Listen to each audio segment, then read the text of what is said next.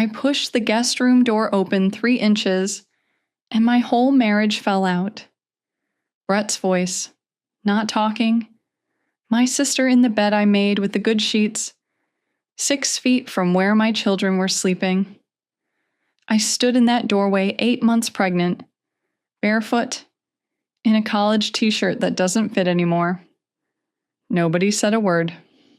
4 seconds, maybe 5. Felt like 11 years.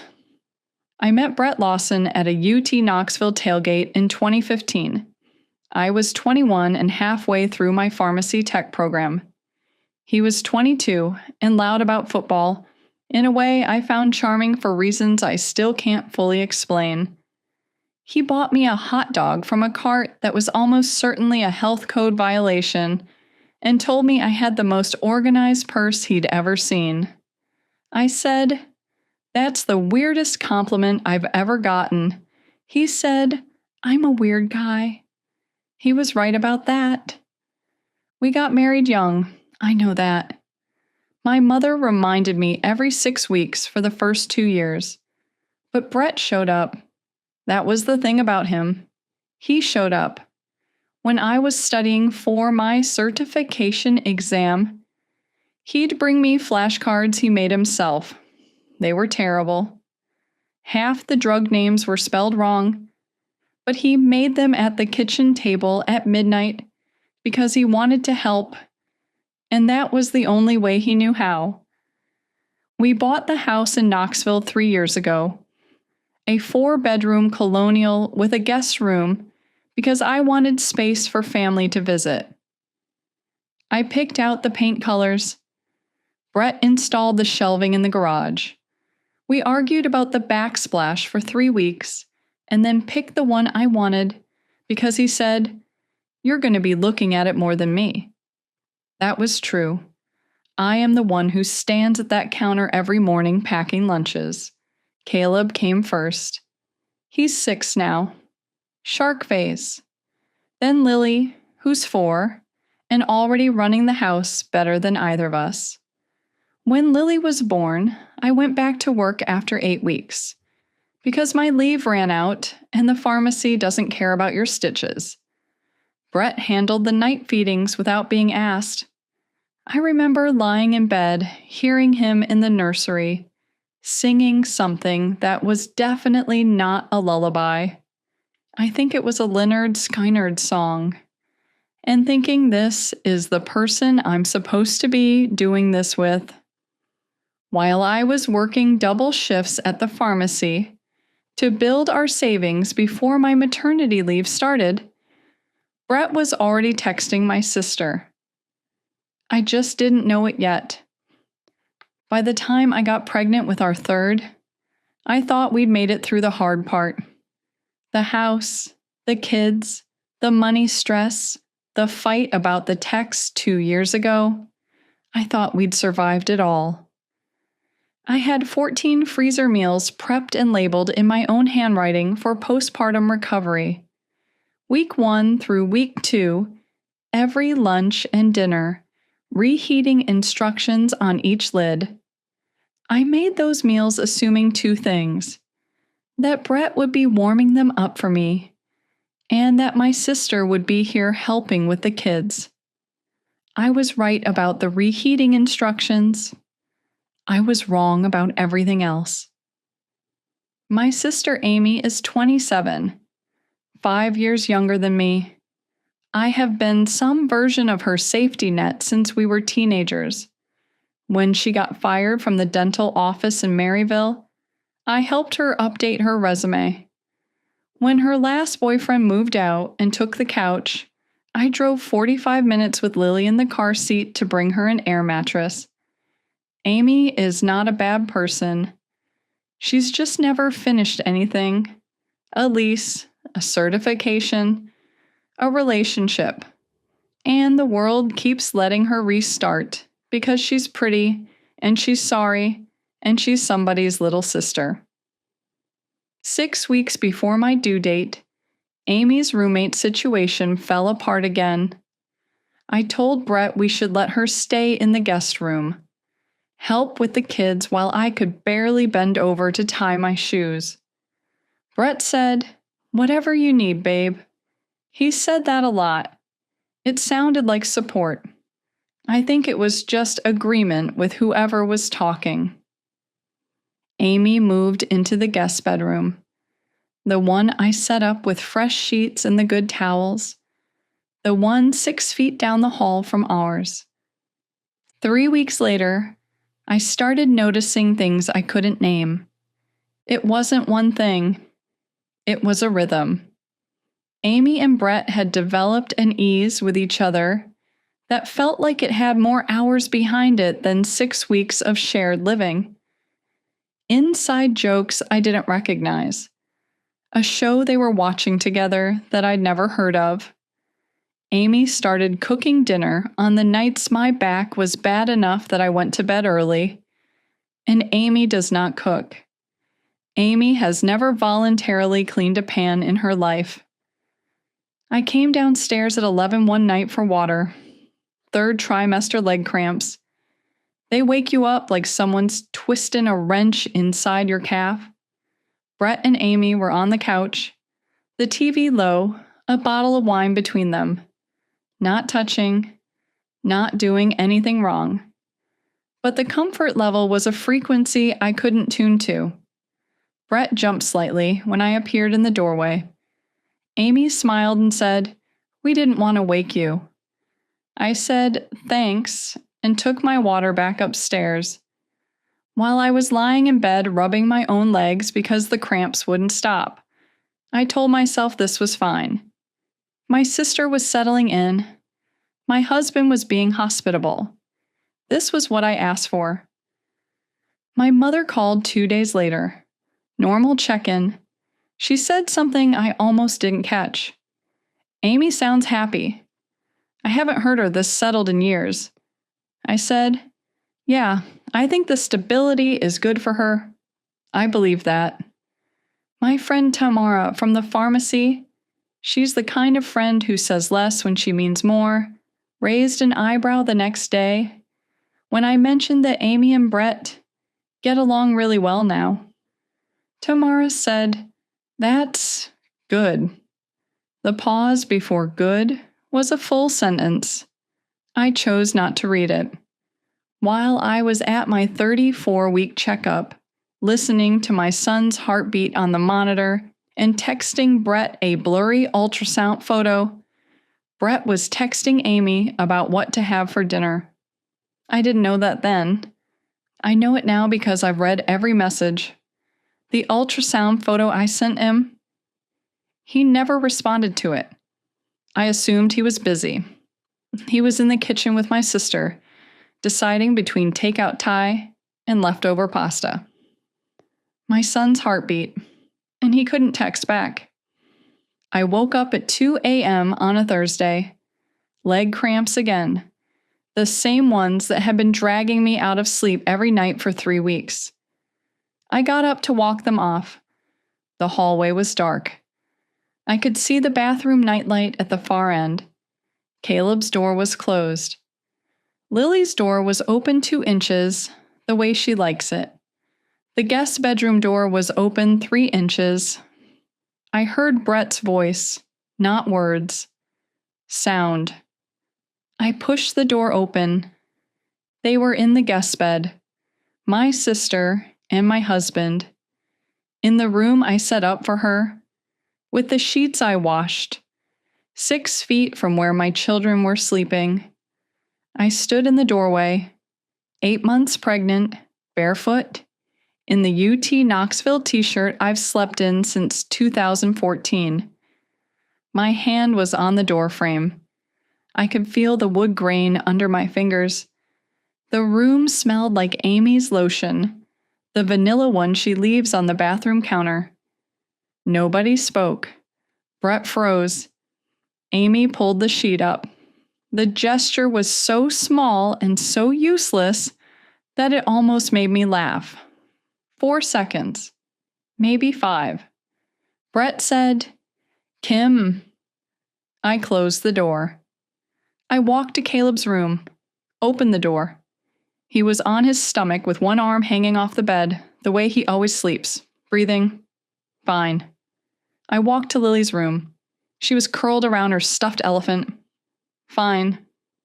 I went downstairs, sat at the kitchen table, put both hands flat on the surface, palms down, like I was holding the table to the floor, or holding myself to the table.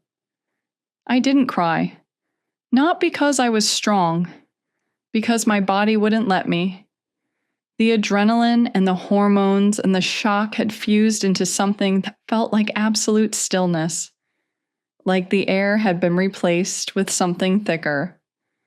Amy's phone was on the counter, charging, no passcode, because Amy has never been careful about anything in her life. I picked it up. 3 weeks of texts. I read every one. The flirting that built slowly, the logistics, the scheduling, and the one that broke something in me that I don't think has healed yet. 4 days old. Brett to Amy. She's so tired she won't even notice. Come down after she falls asleep. He scheduled it around my exhaustion. Every night, I went to bed early because growing a human being was destroying my body. My husband was texting my sister to come downstairs. My pregnancy fatigue was their window. My pain was their opportunity. While I was unconscious at 9:30, because my ankles were swollen and my back felt like it was separating from my spine, Brett was timing the minutes until I was deep enough asleep to text Amy the all clear. I was building his child. He was using that as cover. I sat at that kitchen table with my hands flat on the wood, and I read every message. I did not stop at the first bad one. I did not stop at the worst one. I read them all, every single exchange, and I screenshot every one and sent them to my own email. Some people will say I shouldn't have read past the first page. That I was torturing myself? Maybe. But I needed to know the exact shape of what I was dealing with. I'm a pharmacy tech. I don't guess at dosages. It was 5:47 a.m. I hadn't moved in over 3 hours. The sun was coming through the kitchen window and hitting the counter where my meal prep containers were stacked. 14 of them. Labeled in my handwriting. Week 1, Day 3, chicken tortilla soup, 4 minutes microwave. I made those assuming Brett would be reheating them while I recovered from delivering his son. I made those assuming Amy would be here watching Caleb and Lily so I could sleep. I picked up the container, read my own handwriting, put it back. I heard footsteps upstairs. Someone going to the bathroom. I didn't know if it was Brett or Amy. I realized I didn't care which one it was. I picked up my phone and texted Tamara. You were right to pause. Can you come over before work? She responded in 11 seconds. I didn't text anything else. I didn't cry. I put my phone down and looked at the kitchen table and thought about the exact order of what needed to happen next. Not what I felt. What needed to happen. It was like the part of my brain that counts pills and checks interactions took over, and the part that wanted to scream just went somewhere quiet. My hands were still flat on the table, but they weren't holding on anymore. Look, I know I'm interrupting at the worst possible moment, but I desperately need 10,000 subscribers so I can finally get approved for my application to become a licensed gondolier in a landlocked state. Hit subscribe. Now watch what Kim does with 9 days in a kitchen table. Tamara was at my door at 7:15. I told her everything in the time it took to drink 1 cup of coffee. She didn't gasp. She didn't say, "Oh my God." She put her hand on mine and said, "What do you need?" That's Tamara. No performance, just triage. Step 1. Tamara stayed with the kids while I made calls. Brett had already left for work. Amy was still in the guest room. I could hear her moving around up there. I made my calls from the back porch with the door closed. Step 2. I called my mother Jan in Maryville, 30 minutes away. I told her what happened, every detail.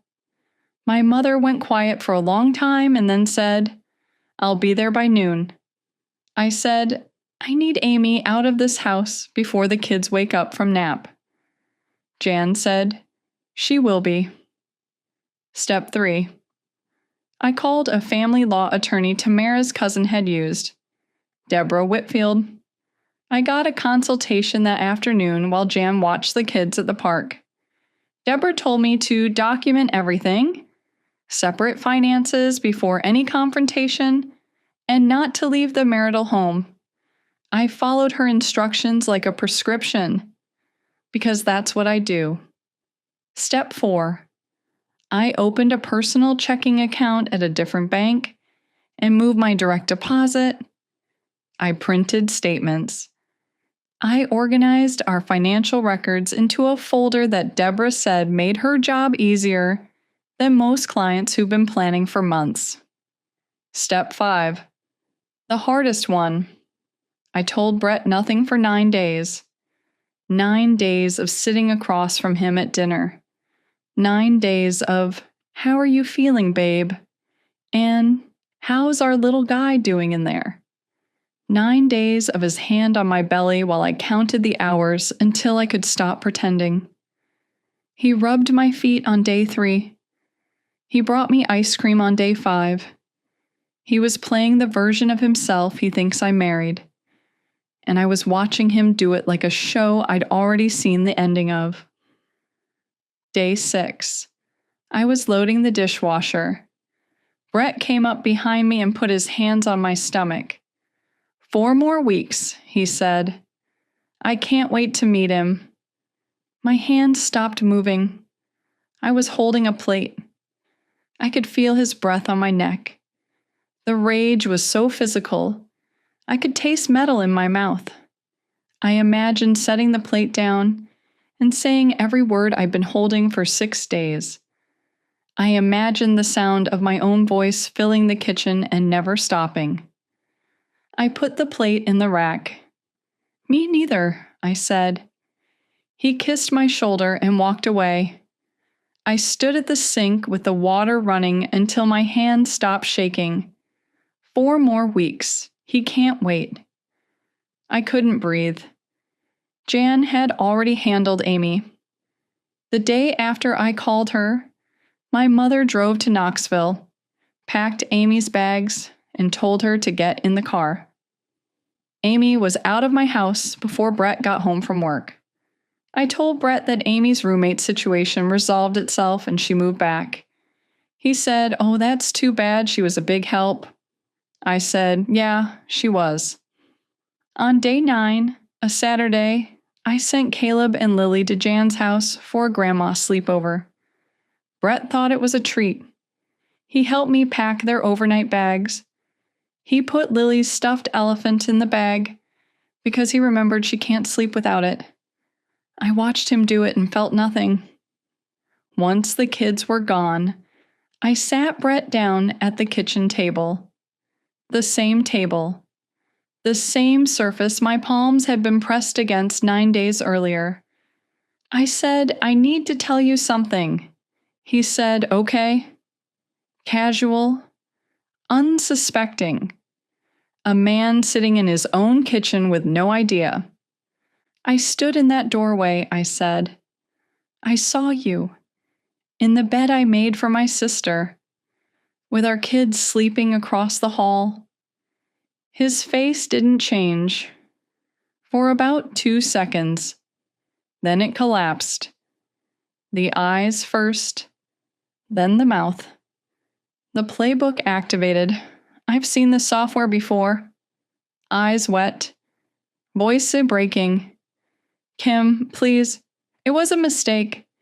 It didn't mean anything. You said that about the texts 2 years ago. He flinched like I'd touched a nerve he forgot was exposed. He pivoted. It only happened a few times.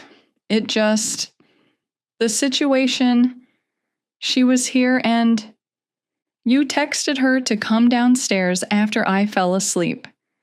You used my pregnancy as your schedule. My exhaustion was your calendar. He went quiet. The excuses ran out faster than I expected. Maybe because the specificity left him nowhere to go. I wasn't guessing. I was quoting. I slid Deborah Whitfield's card across the table. I want you out of this house before the kids come home tomorrow. He stared at the card, then at me. Kim, we can work through this. We've done it before. No, I said. You've done this before. I just survived it. He packed a bag that night. I sat in the living room and listened to him move through the bedroom we'd shared for 3 years in this house, pulling clothes off hangers, opening drawers. He came downstairs with a duffel bag and stood in the kitchen doorway, the same doorway I'd stood in 9 days ago, and said, I love you. I love our family. I said, close the door on your way out. After he left, I called Jan to check on the kids. She hesitated.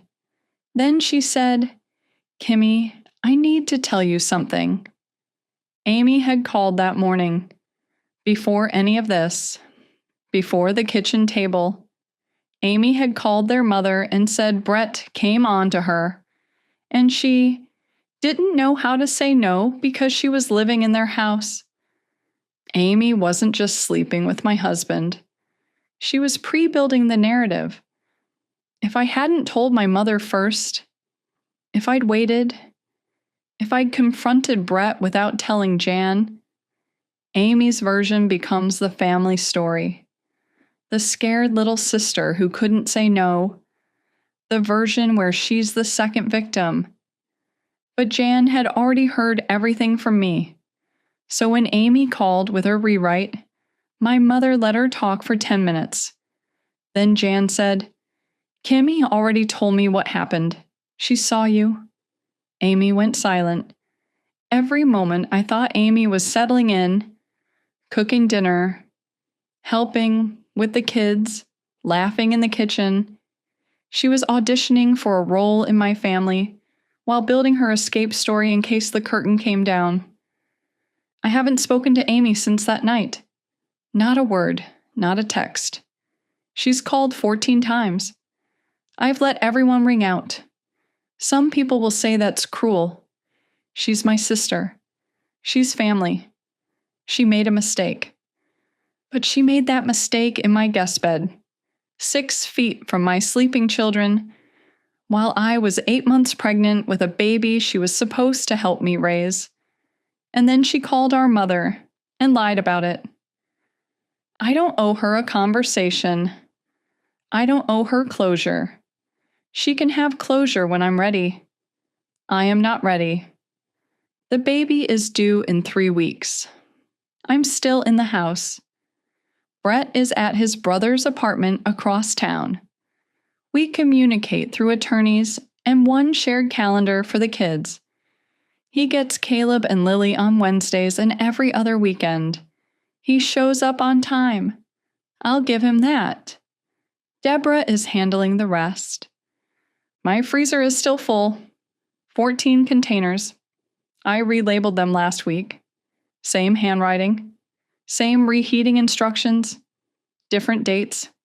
The chicken tortilla soup is now scheduled for a Tuesday instead of a Thursday. Small adjustment.